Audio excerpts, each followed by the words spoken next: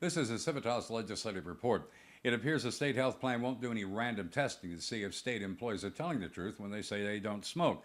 But if new employees who smoke think they have a loophole to cheaper insurance premiums, they might get caught. Employees who don't smoke would pay about 20% of their health insurance, while those who admit they're smoking would pay about 30%.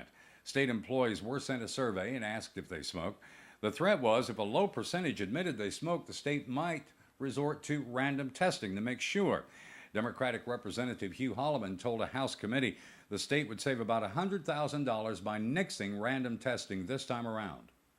We had a substantial enough percentage of people enrolling in the 70-30 plan that we didn't feel like that the benefits were worth the spending the money on the testing program. It does allow the state health plan to come back to the Committee on Employee Benefits should they feel that they need that in the future. Democratic Representative Nelson Cole didn't see a problem with the random testing since companies use it in the private sector. If we're not going to do that, then what's the assurance that the person that comes in and says, well, I don't smoke anymore, to get to 80-20, but yet continues to smoke? How do we determine that? The deputy director of the state health plan, Lacey Barnes, told the committee the plan would be watching. We recognize that there will be new employees coming on during the year, but we also ask to have the authority for future annual enrollments to conduct testing if we found over the course of the year the percentages were changing and we felt that employees may not be as forthcoming as they might have been.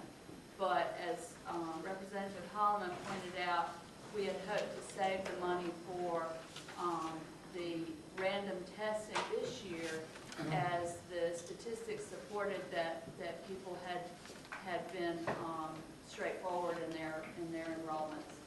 Specifically, if this proposal is approved by the legislature, the state health plan would have to get the permission from the General Assembly's Committee on Employee and Hospital Medical Benefits before any random testing is done. That's the Civitas Legislative Report. I'm Matt Willoughby.